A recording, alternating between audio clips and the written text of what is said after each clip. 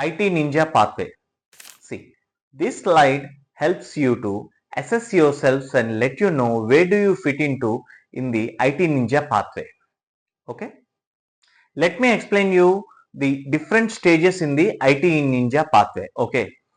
The first stage is fearful stage. The visibility would be like your body would be shivering and you'd be absolutely afraid of an interview. Okay. How would be the presentation of a candidate who is in this fearful stage? Probably he will try to avoid the interview. Even if he come to the interview, he will not open his mouth at all. He is mentally prepared like he is not ready for the interview at this point. Okay, this is the configuration of the fearful stage. That means people who are in this stage will not be ready to enter into the interview room also. Okay, next stage is stage 2, nervous.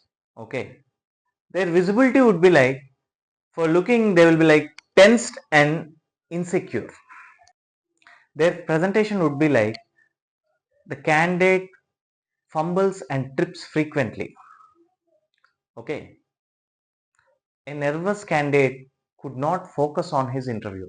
Next is the stage 3, underconfident stage, and this is a crucial stage because in my experience I have seen that 60 to 70% of the people would fit into this stage. Okay, their visibility is like they will be uncomfortable sitting on the hot seat.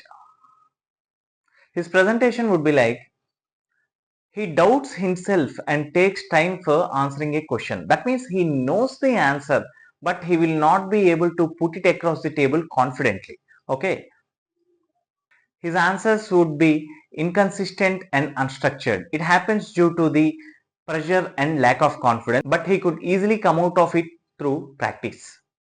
As I told earlier, though he knew the answer, he would not be able to deliver it well. Stage 4. Stage 4 is the confident stage. The visibility would be like the candidate is calm and composed. Okay, he is capable of presenting his views effectively. He articulates well. That means whatever he has in his mind, he would be able to put it across the table very well, and he wins the trust of the panel. Whether there might be some mistakes in his answers, but the panel will go with him because at least he would be able to open up and speak confidently in front of the panel.